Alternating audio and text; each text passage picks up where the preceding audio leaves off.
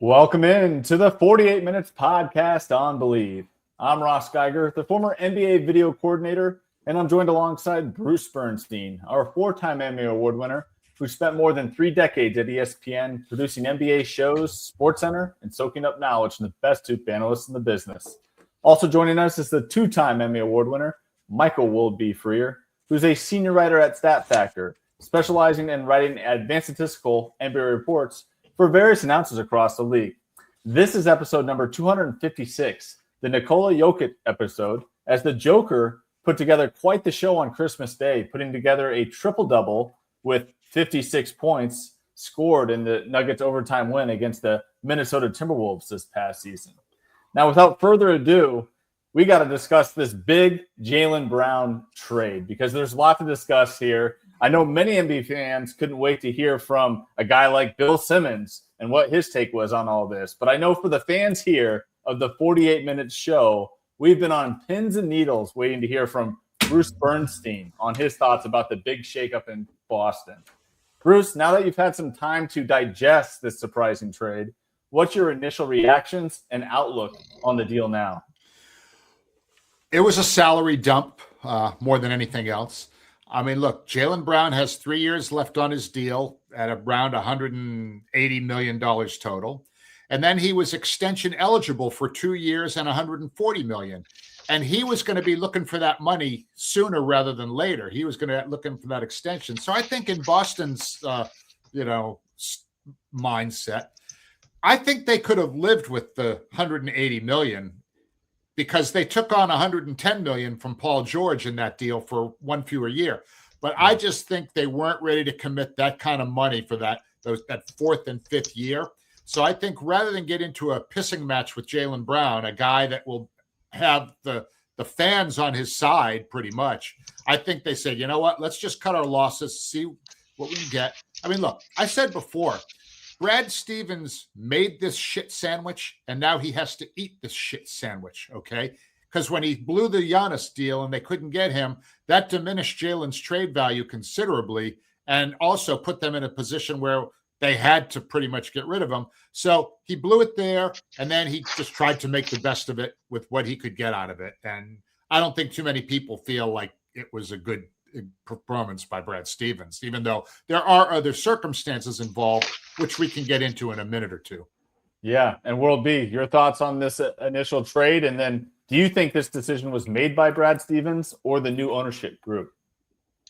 I mean, me personally, I think this was an ownership decision and sent down to Brad Stevens, and I read the story about the press conference they had today trying to defend this move, saying it wasn't a financial decision. Brad Stevens has the utmost ability or the right or freedom, I should say, to pursue any deals, no matter how it pertains to the salary. But the numbers, as Bruce mentioned, the numbers just speak volumes, and it makes sense too. By the way, it's not like this is, getting Paul George back is a burden for a couple of years, salary-wise or whatever, but it's just 2 years, and then you're getting a quality player. But to listen to the way they tried to defend this trade and talk about Paul George, who's getting over $100 million for over the next 2 years, well, he can control the game. He can take over a game for a quarter, sometimes a half, and he's a big complementary piece to that's not what you're paying $50 million for, and they know it. They're just you're getting what you get. The draft picks are they didn't get a whole lot for somebody of Jaylen Brown's stature, plus taking on a huge salary. But they obviously, which tells you they obviously did not want to burden themselves with a future Supermax deal and be saddled with Tatum and Brown under a Supermax contract. Totally understand it. It's a way it is now in the NBA. You have to be really financially flexible. You have to, not to, talk about this team already, just a few minutes in, but the Knicks, who, by the way, won the NBA title this year, just in case you hadn't heard, they set themselves up for, to be competitive down the road. The Thunder has set themselves up to be competitive, not just competitive, but contending down the road. So, Boston was not in that mix at the moment. They could have been. I said last week, I I thought they should run it back with Jaylen Brown one more time because they had the best team in the East, in the eyes of many last season. I say bring it back one more time, but they made a decision for what they said is the future, and we'll see how the present looks in a few months. Now, Bruce, how do you trade him to Philly of all places, though? How do we defend that? A lot of old school Celtics fans like myself consider Philadelphia to be just as much or maybe a slight bit below the Lakers when it comes to Boston's number one rival. I mean, Philly is a much more of a rival of the Celtics than the Knicks are because Philly, battled them in important playoff series many more times than the Knicks did. That part, is going to hurt. But look, you had asked World B, did he think it was an ownership decision or was it a Brad decision? Really, and I kind of touched on it in my first answer. Ownership first, Brad 1A. The two have to go hand in hand, right? Granted, Brad messed up the Giannis deal, but now once you kind of realize they were going to have to get rid of him all along, that almost doesn't even matter as much, only from the standpoint of it diminished Brown's trade value. It wasn't going to be like, oh, we're worried about pissing off Jaylen Brown because we're going to move him anyway, one way or another. So, it's like, hey, it's a business, JB. You understand that, whatever. But it really was a rare L, as in loss, for Brad Stevens. Because, look, if they think that Paul George at 60 to 70% of what he was and Mitchell Robinson playing 60 or 65 games makes them better, well, most of us don't see it that way. But, Mazzulla has dealt with a lot of change like he did last season. He managed to develop some younger guys who they're now going to be expected to step up. Guys like Baylor Shireman and Hugo Gonzalez and Luka Garza. So, yeah, it was ownership first. But, Brad he kind of put himself in the position. But look, he has a boss and he has to answer to his boss. And he did just that.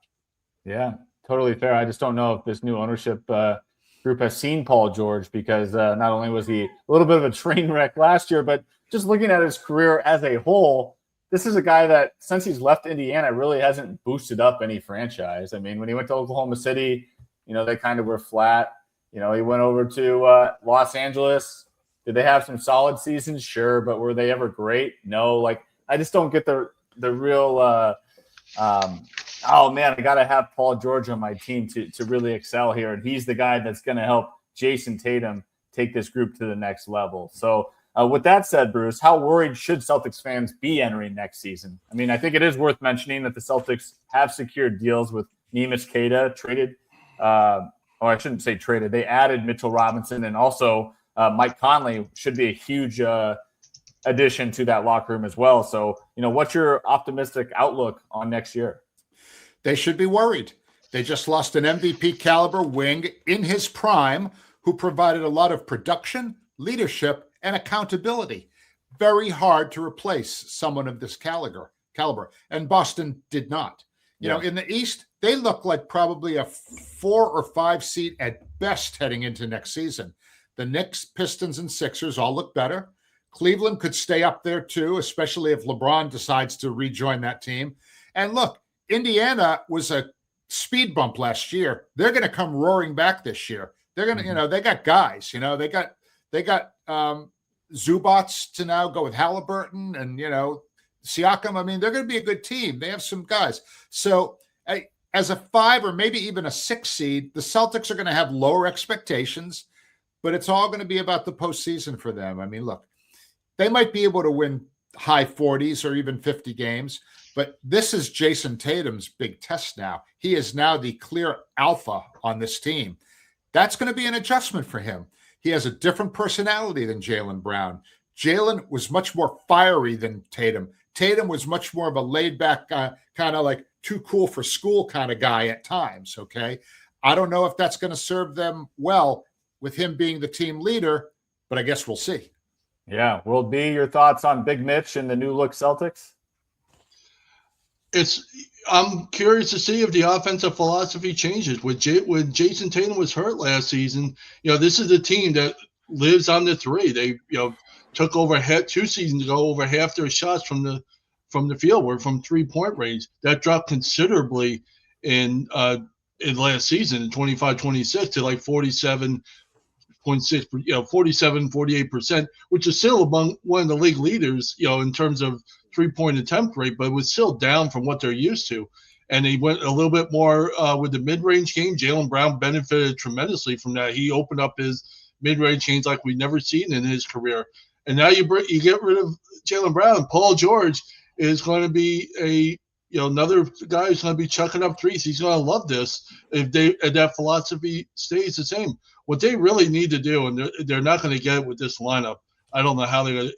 Really, ball movement would be really essential for this team to try and get some better opportunity to look. But I have a feeling it's going to be more of the same, and with perhaps more Paul George posting up, down low. Maybe that 3-point rate goes down just a little bit more, but it probably is going to go back, I think, up to what we're used to seeing. I just don't think they have enough shooters to make it work over the long haul. All right, and one last big important piece here on this deal. Where does Philly now stack up in the East, Bruce? I mean, this team seems loaded. Tyrese Maxey, DJ Edgecombe, Jaylen Brown, Joel Embiid, and they've also signed Anthony Simons and World B's old friend Ariel Hukporti, who will add some depth to their front court. Hey, they look loaded. As you mentioned, I used that same word you did, loaded. They look loaded. Maxey is electric. This is his team, okay? And we're going to get into that a little bit in the rest of my comment. DJ Edgecombe, dude's like greased lightning. I mean, he's just so quick and fast. They like to play fast. Brown can play fast. With JB on the wing and providing some good perimeter defense, he could really turbocharge that team. I mean, but the Joel Embiid thing is going to be a problem because this is not Joel Embiid's team anymore. This is Tyrese Maxey's team, okay? And if he is out there playing at that slower pace because they've made him the centerpiece when he's on the court, that hurts everybody else, I think, on that team. They're going to need some time to work this whole thing out. They are going to score a lot of points. Simons was a great under-the-radar deal. 2 years, $12.5 million? Are you kidding me? Boston fans are saying, why can't we get a guy like that? Anyway, that is a big-time bargain for a bucket getter like the Inferno. But look, this team's going to have a reckoning soon, too, when it comes to salaries. You've got Jaylen Brown, $53 million, Joel Embiid, $55 million, and Maxey, almost $38 million, eating up large chunks of their cap. So at some point down the road, they may find themselves in a situation where we got to offload Embiid. I mean, that's just too big of a nut for us to carry because it's hamstringing us on the court and it's hamstringing our ability to make future moves. I see what you did there, Bruce. Well done. World B, your thoughts on Philly? It looks nice on paper, but the reality is they're a ridiculously thin team. And with one of their big starters, you're lucky if you get 40 games out of him, as history dictates. So I know it looks good on paper with all the players that we talked about is fine. They've still been a below average offensive team over the last 2 years. And we saw against the Knicks in the playoffs, their offense was nowhere to be found in the playoffs. There, 106 points per 100 possessions. That's not going to get it done against any team, let alone a real contender. So I need to see more than what I see right now. It looks nice on paper, but there's zero depth. I think if you look at the teams that have won in recent years, you need depth, and they just do not have it. I think Jaylen Brown will absolutely help their offense. It can only go up. They were, I think, bottom 5 in effective field goal percentage last season, which incorporates a three-pointer a little bit more than traditional field goal percentage. So I think Brown will help that out. All those guys we mentioned, this is a bad shot-taking team. These guys take bad shots. Now, they can make them. Some of them can make them. Jaylen Brown can make them. But this is a team, in terms of shot quality, ranks really near the bottom of the league. So it all looks nice, but I don't know where you put them in the mix in the East ahead of – I'm not putting them right now ahead of Cleveland. I'm not putting them ahead of the Knicks. I'm not putting them ahead of Detroit. So I don't know where they fit in as far as the power goes in the East. Maybe you put them ahead of Boston just on name recognition alone, but Boston still has the pedigree. Boston still has enough quality players to get the job done. And we saw what happened last year with the Celtics. I counted them out. Bruce didn't. I did. And they went ahead and had the second best record in the league. Or in the East, excuse me. Yeah, great points there. I think this is going to be an interesting trend to develop here on the show to see whether or not we can become believers of this group. I think right now they are a top 4 team in the East on paper at the very least. But, boy, am I excited for next year's win total predictions because the East has had quite a shakeup and going to be a lot of hot takes on what teams are hot and which ones will flop because we're going to get a little bit of both with all these new movements around the NBA. Think of this from what we're talking about the Sixers. Think of the kind of jump we're expecting out of them after this move. Over the last 9 seasons, they rank 5th in win percentage, which is pretty remarkable. You don't necessarily think of the Sixers as being one of those teams. But of the top 10 teams in win percentage over the last 9 seasons, they're the only one that hasn't made a conference finals. Wow. So we're talking about, they look nice on paper. We're expecting them to go from basically second round and out all the way to maybe contending for the East. I'm going to take a wait and see approach on Philly with a smile. Yeah. Fair enough there. Well, Bruce, from one Boston rival to the next, let's head off to Los Angeles here as they made a huge swing on a Walker Kessler trade. And we now had the birth of the Snowtime Lakers as LA pivots to build a team around Luka with the recently extended Austin Reeves. They still have Jake LaRavia, Dalton Connect, and then they recently signed Sandro Mamashkelishvili, Maxi Kleber still in town, and now they've got Walker Kessler as their 5-man. What's your thoughts on the Lakers' big swings? Snowtime Lakers is actually pretty funny. Luka and Jayson Tatum kind of find themselves in similar boats here. Both lost their high-profile partners. Tatum obviously lost Brown. Luka lost LeBron James. Now, I've always respected Luka as a fantasy league legend because he fills up a box score like nobody else. His talent is sick, but from the shoulders up, I'm not sure that he has the iron will of a would-be NBA team leader. He really needs to show major leadership with this group, okay? Stop whining all the time. Improve your focus on defense. Hold yourself accountable and don't disrespect your coach like you did with JJ Redick. Kessler, nice pickup. He's going to help erase some of the mistakes by disinterested defenders like Luka Doncic, okay? But Kessler is not the second coming of great Laker bigs like Kareem and Pau Gasol. I mean, the Lakers, to me, they're pretty much where they were before. I don't see any big jump with Walker Kessler on their team. All right. Will D, your thought? I think if they get in the upper level of the Western Conference, Luka's going to be the MVP. It's going to be because of him. Obviously, we can all agree on that. If they are one of the top 4 seeds in the East, or the West, excuse me, it's going to be because of Luka Doncic. Because you look at this roster, there's a nice addition. Walker Kessler will help them defensively, but how many games are we going to get out of Walker Kessler? 5 games last season, 58 2 seasons ago. He's never played more than 74, and that came his rookie year. So let's see what happens. He's a great defender at the rim, no question. And obviously they like him enough, so they not only did they sign him, they told Jackson Hayes and DeAndre Ayton to take a hike. There are other big men from last year, so they're gone. It's just, I don't. It's a nice move, but I don't know where this puts them in the West as far as challenging being a contender. I thought they were more of a contender last season when they had LeBron in the mix with Luka and the rest of them. Now not to mention Rui is now gone. Yeah. So I don't see a whole lot changing. In fact, probably in terms of standings, they may end up faring worse in the West. All right. I might be the only one with the glass half full approach here because I think the Lakers, 2 other additions we didn't talk about yet. They signed both Colin Sexton and Quentin Grimes. I think those are 2 good guards to kind of fit around Luka. They can play with or without the basketball and be effective with their shooting there. But as much as people are having fun with the Snowtime Lakers thing, I know that I certainly am. I do think their front office has done a great job grabbing guys that will not only excel playing alongside Luka, really good fits with him, but I think they also found guys that will mesh well with head coach JJ Redick. And I think that's going to be something different that JJ hasn't had before. I think these guys are kind of tailor-made personalities that really can connect with JJ, where in the past he was, trying to get Jackson Hayes to run his plays or DeAndre Ayton to play defense. And like they're starting to get guys that kind of fit. I mean, Cam Reddish was there for a while.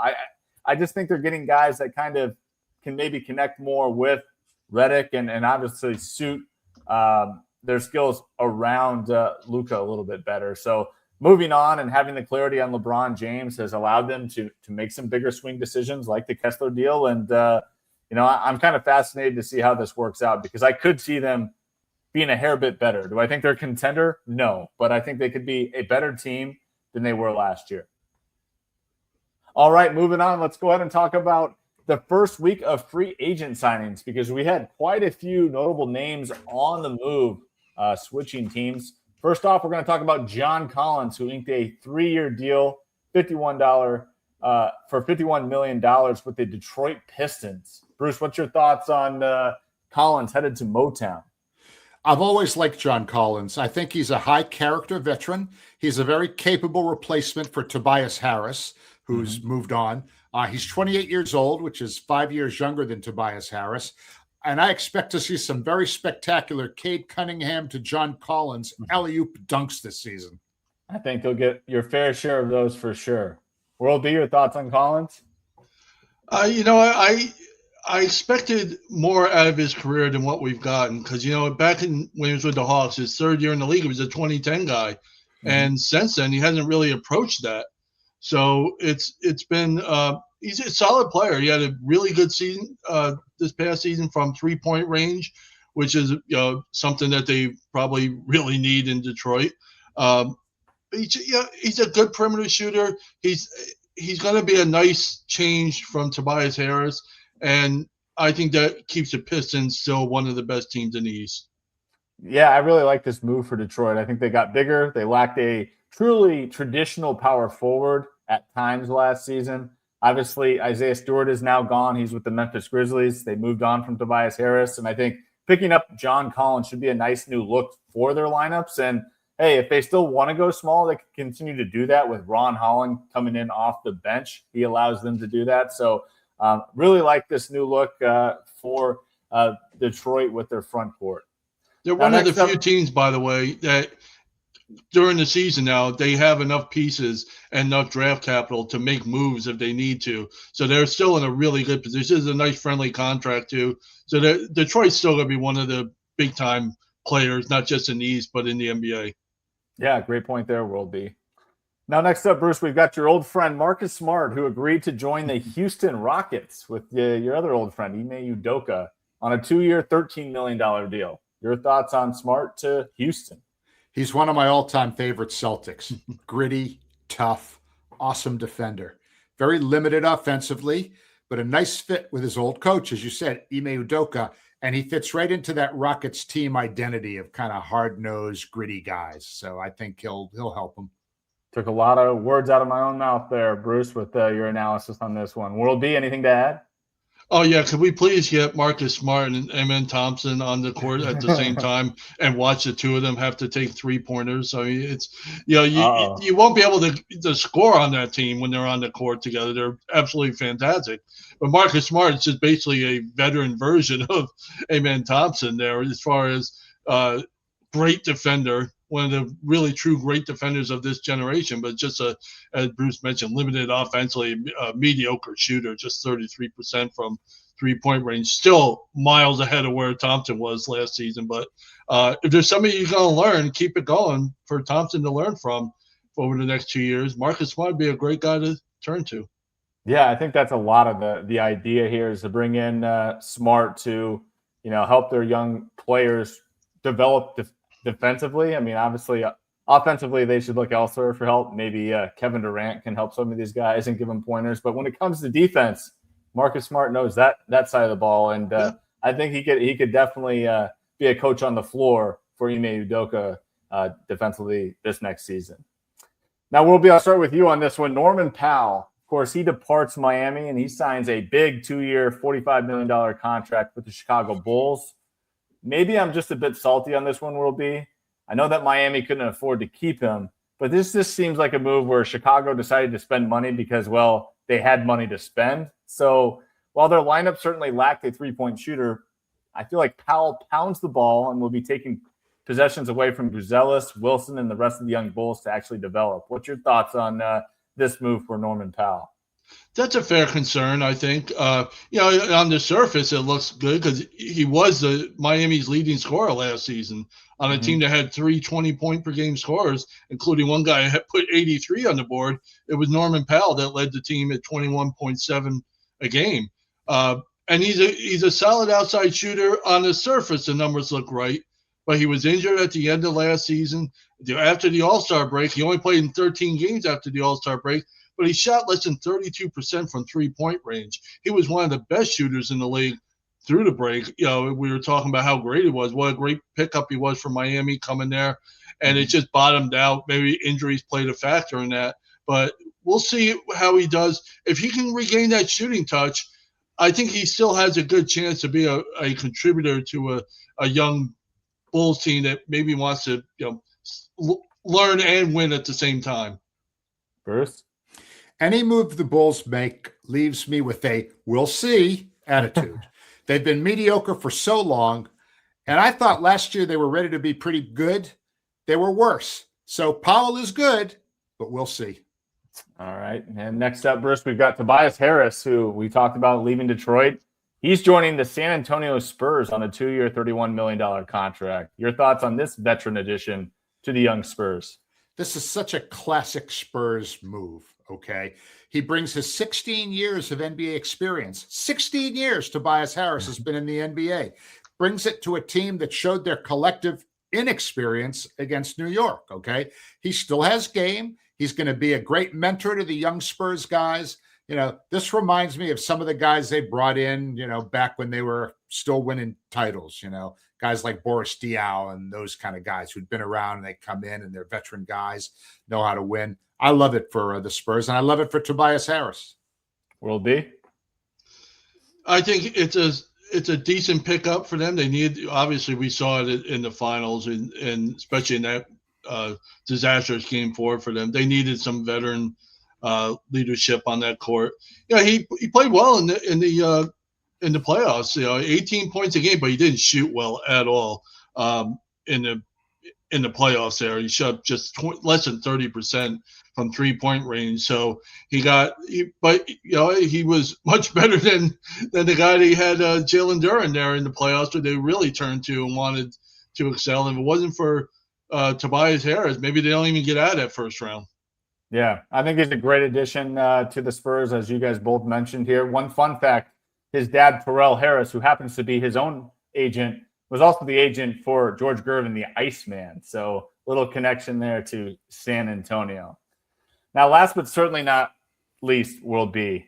The Knicks replaced the league's best offensive rebounder in Mitchell Robinson by signing one of the greatest rebounders of all time, in Andre Drummond. I've always been a big Andre Drummond fan, so welcome aboard.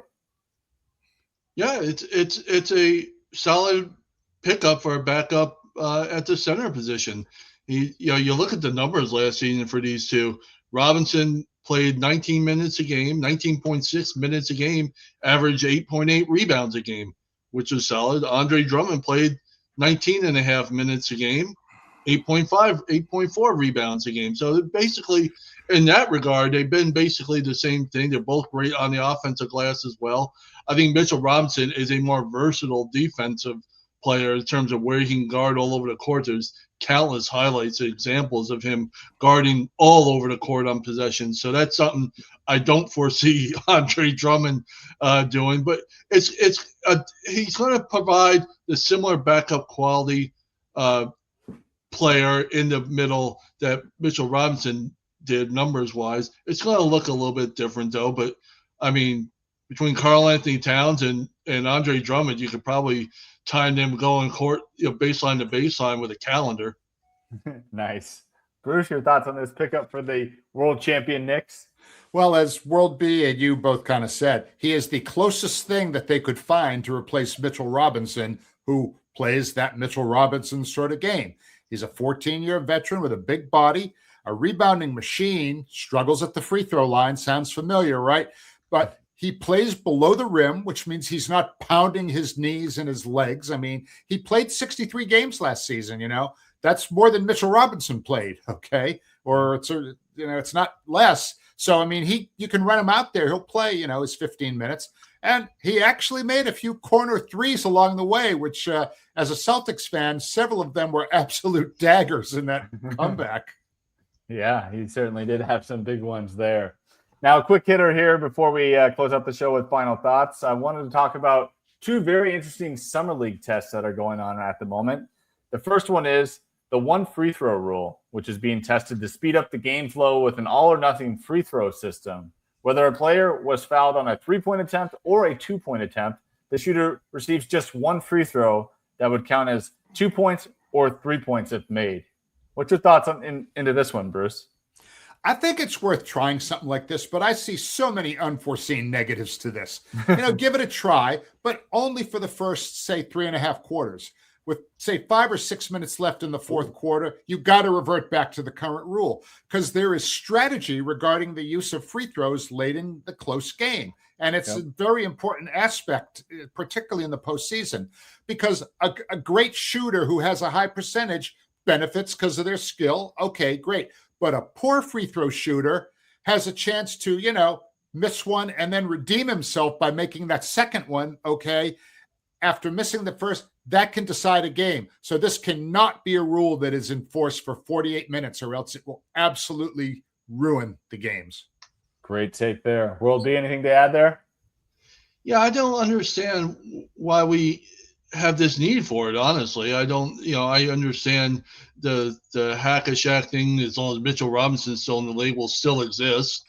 And that maybe that's a problem or whatever. But this league has never played at a quicker pace than it is right now. The efficiency on offense is off the charts, higher than it's ever been.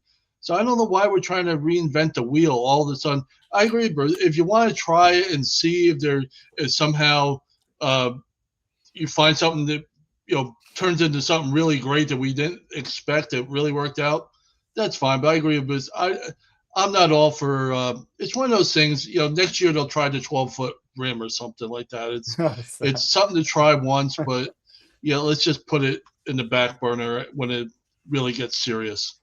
Hey, I know of all three of us, I'm probably the biggest Summer League fan, but I think we can all agree that at least it's speeding up Summer League games. Can we say that's a positive? Like, who needs to watch a 2-hour Summer League game? Like, if that's an hour, that's all we need of, one matchup. So how many shots? How many shots is the kid from Kansas, or not the kid? I'm sorry, Edgecombe. How many is that going to cost him if you speed up the game? You're taking away all his shots. Yeah, great question there, World B. I got more on that in just a minute.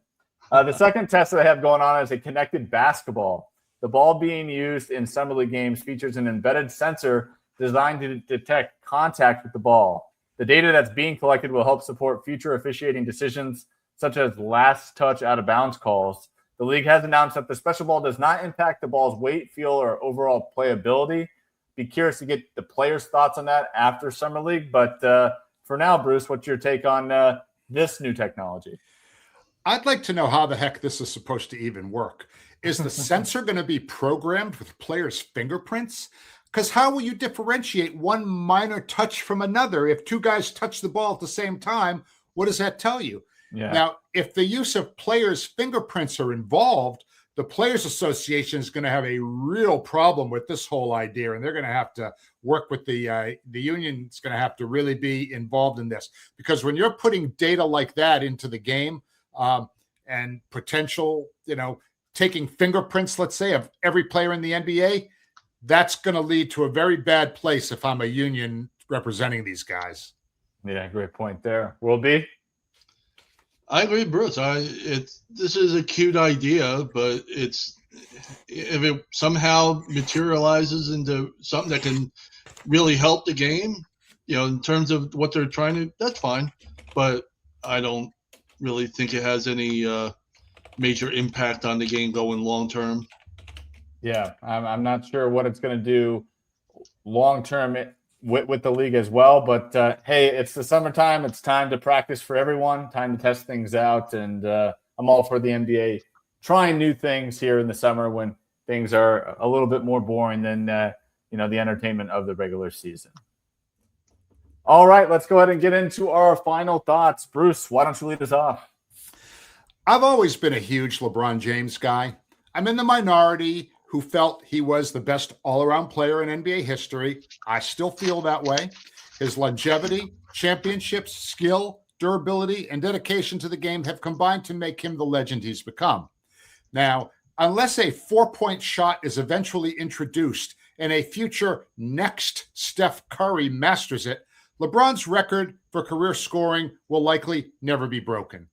If Dr. James Naismith had been able to invent the ideal basketball player back in the day, I really feel it would come out looking a lot like LeBron James. But in spite of his greatness, he's really starting to wear me out. This current dance that he's doing with the entire league and the motivation behind them are really becoming a little bit suspect. Stop teasing the entire league, okay? Don't give all these teams and their fans false hope, all right? Do the only thing that you should. Finish up your career in Cleveland, whether for 1 year or 2. Launch your farewell tour from the place it began. They will always welcome you back with open arms, and a lot of fans will actually respect you for ending your career with the hometown team. And hey, the Cavs will probably even accommodate Bronny on the roster and trade somebody to the Lakers for him. So LeBron, come home, finish up at home, 1 year, 2 years, whatever you want, but stop this dance.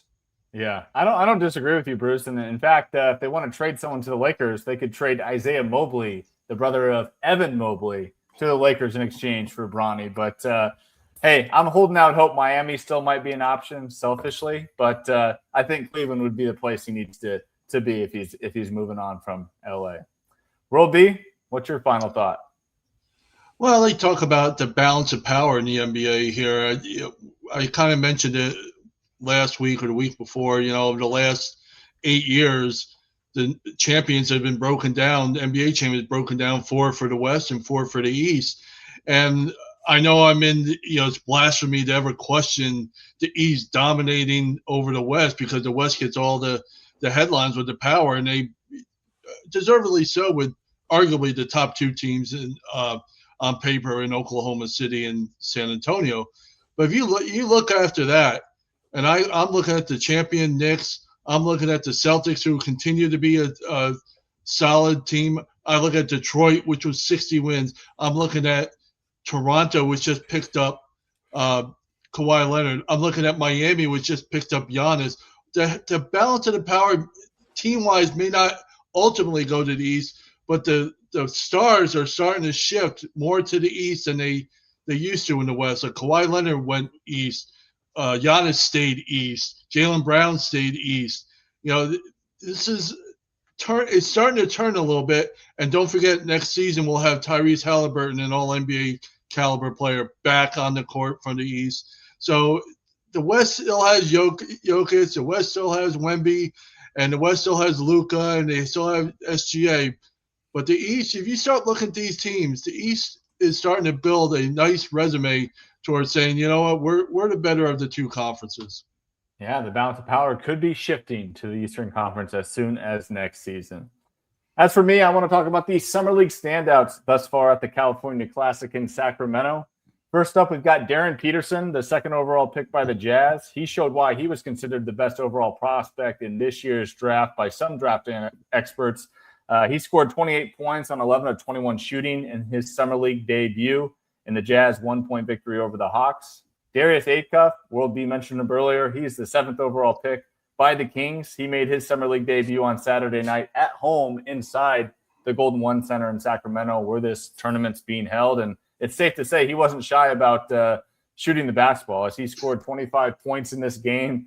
But he did go 9 of 29 from the field. So almost took 30 shots to get his 25 points. He'll look to certainly improve on that efficiency as Summer League continues, but he'll likely be a big focal point of the Kings offense next season. So it's good that he's getting the reps. And last but certainly not least, Yaxel Lendenborg, the 11th overall pick by the Warriors, had a perfect NBA Summer League debut on Friday night, scoring 19 points on 6 of 6 shooting. which included going 4-4 from downtown, and he was also 2-2 from the line. So to have that to go along with 5 rebounds, 6 assists, a steal and a block. I know it's only one game, guys, but he surely looks to be the part as far as being a much-needed contributor next season for an aging Warriors group. If they could add some fresh legs like the Axel out there, it could be a world of difference for this group moving forward, especially in a West that still has quite a few contenders out there. So should be fun to continue to watch these 3 players along with the many other top talents in this year's draft as Summer League continues. But for now, that will do it for this edition of the 48 Minutes Podcast on Believe. Thanks for tuning in, and we'll be back with you next week to be sure you're up to date in 48 on all things around the association. Take care, everybody.